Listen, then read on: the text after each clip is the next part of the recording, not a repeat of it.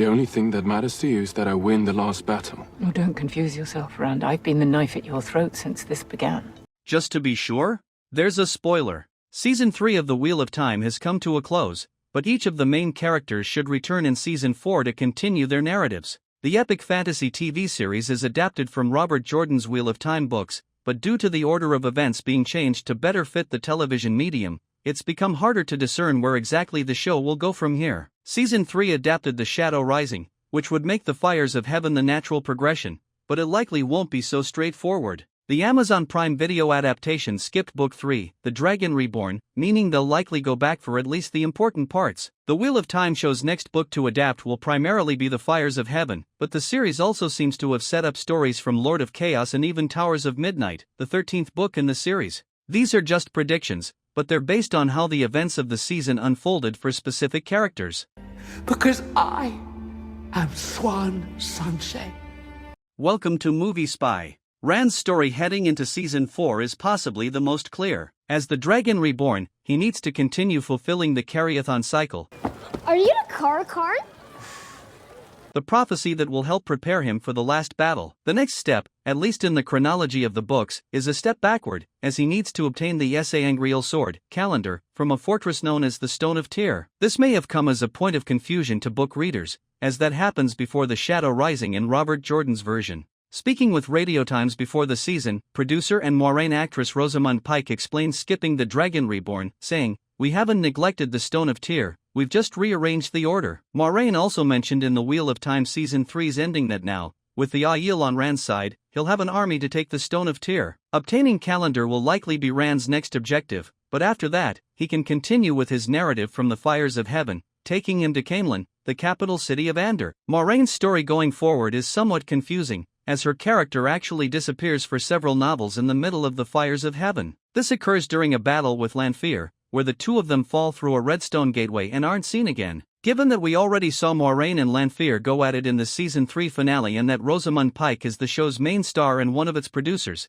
it seems doubtful they'd kill her off for a significant portion of the story. The best prediction I have is that Moiraine will learn of the events at the White Tower and, hearing of Siuan Sanche's fate, will take up much of her role in the subsequent novels after she's done grieving. This means mentoring Egwene and helping the rebel Aes Sedai faction form against Elaita's White Tower. Lon was barely featured in The Wheel of Time Season 3, but there were multiple hints at his regal past. His storyline could lead him back to Nynaeve, or he could simply remain by Moraine's side for the time being. Mat has been one of the most difficult characters to predict in the television adaptation because he's been almost entirely out of place since Season 2 began. Mat spends The Shadow Rising and a decent amount of the Fires of Heaven in the Aiel Waste with Rand, so the fact that he was in Tanchico in Season 3 likely means further deviation for his character. He may continue to follow Nynaeve and Elaine, or he could reunite with Rand in Carrion. Mat Cauthon is a fantastic character in the books, but he's been sidelined for most of the TV series.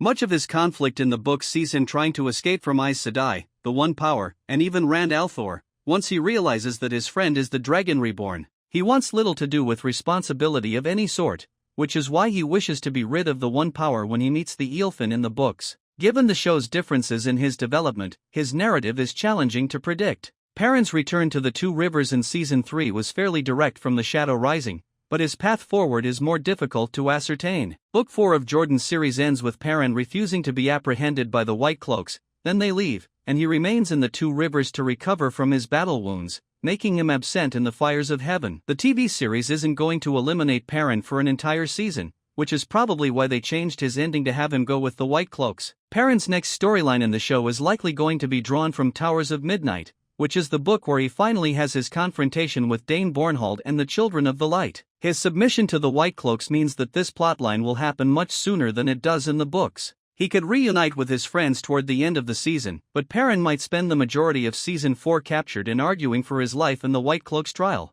Nynaeve and Elaine will remain together for most of the Wheel of Time Season 4, resuming their story from Tanchico. Moghedien has taken the domination bands, and the Black Aja are still on the loose, with Liandrin looking to become a Forsaken. Nynaeve's story in the Fires of Heaven sees her continuing to pursue Moghedien, this time in Tel'aran Rhyad, the world of dreams. This will likely involve Liandrin as well and could result in the Black Aja attempting to capture Rand with the domination bands. There will be some points of interest in the Fires of Heaven regarding Elaine's family in Caemlyn, especially with Rand going to fight Raven. For the most part, she'll be by Nynaeve's side, with the pair of them making their way to the rebel Aes Sedai camp. This includes obstacles like them joining a traveling circus and reuniting with Galad Damodred, who has become a White Cloak. The TV show may skim over most of their travels and have them remain in direct pursuit of the Black Ajah and Forsaken. Egwene doesn't have a terrible amount to do in the Fires of Heaven, with most of it still in the Aiel Waste. If the aforementioned prediction is true about the TV show moving ahead and skipping Moiraine's death, Egwene's story could head straight to Lord of Chaos, which would involve her joining the rebel Aes Sedai camp in Saladar, meaning she could have some massive developments by the end of Season 4. In Season 3, she progressed through her training as a Dreamwalker rather quickly and was able to help defeat Lanfear, but this will also develop further.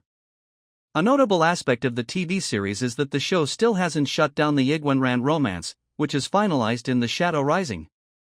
The Wheel of Time show still explored it toward the end of Season 3, with Rand's romantic interest in Lanfear sticking a wedge between them.